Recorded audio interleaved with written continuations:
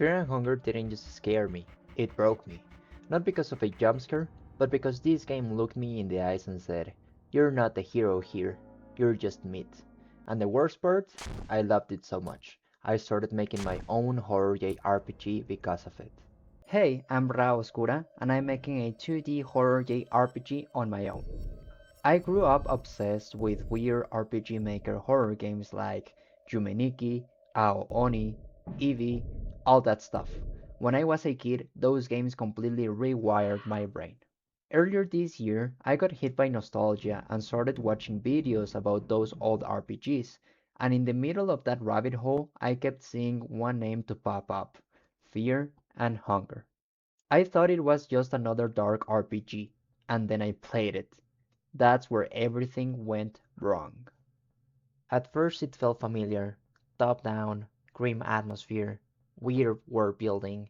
I went in thinking, okay, I survived Ao Oni when I was like a dumb teenager. How bad can this be?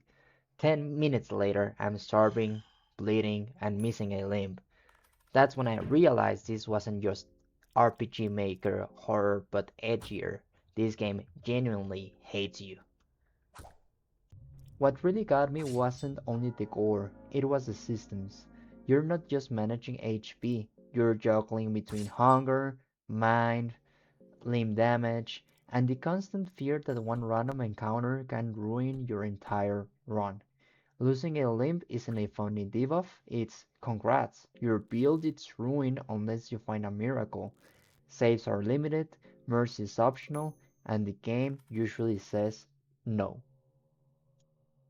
The exact moment Fear and Hunger broke me was my first real fight with Crow Mauler.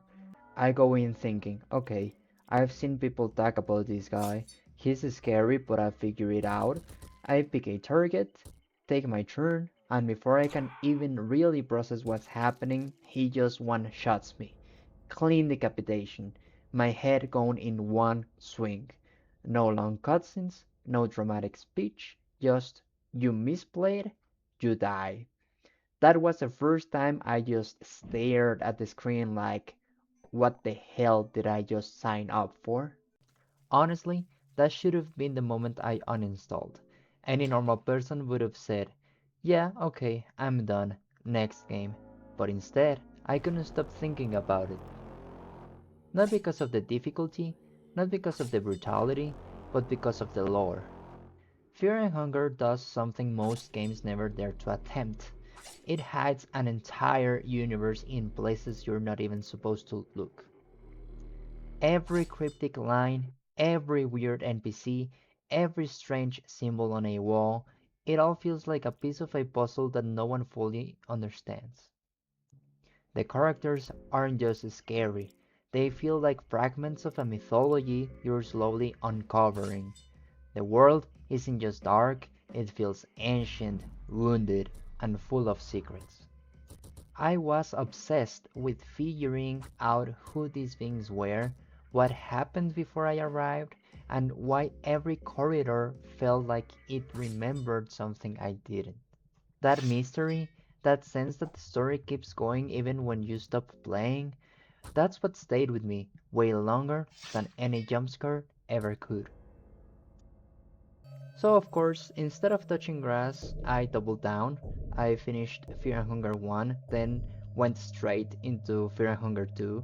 No breaks, just back to back suffering. And after I was done, I wanted more.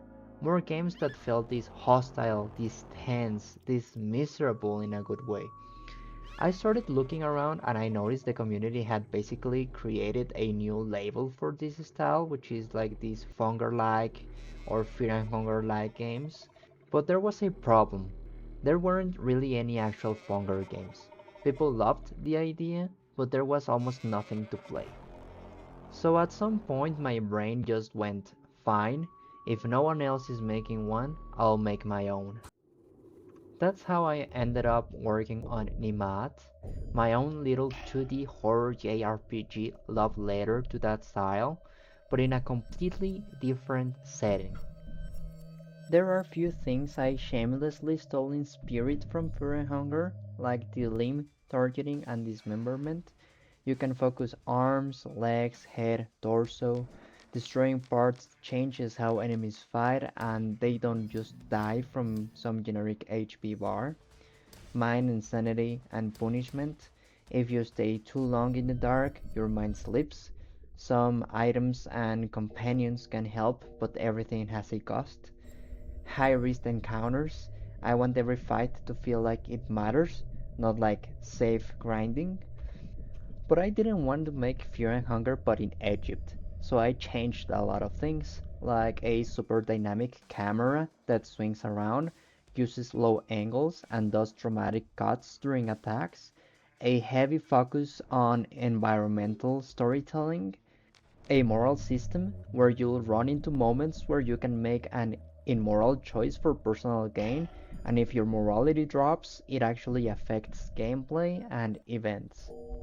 And yes, a cat companion that's tied to the sanity system. Before Fear and Hunger, horror game to me basically meant spooky visuals, creepy music, maybe a chase sequence.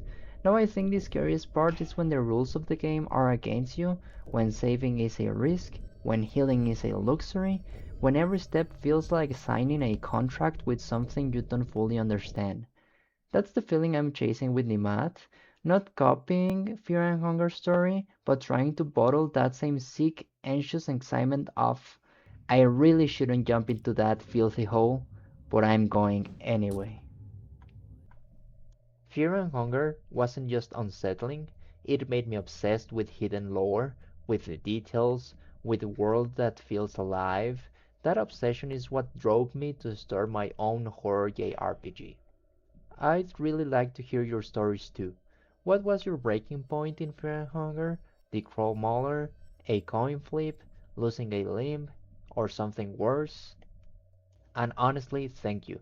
Thank you to everyone who's been watching the D-Vlogs, leaving comments, and especially everyone already hanging out in the Discord. You've made this tiny project feel like a real world with real people in it. If you want to follow the journey, feel free to stick around. I'll keep sharing more of Nimaat, the Duat, and all the horrors I'm stitching together frame by frame. Thanks for being here. This community is small, but it's already something special.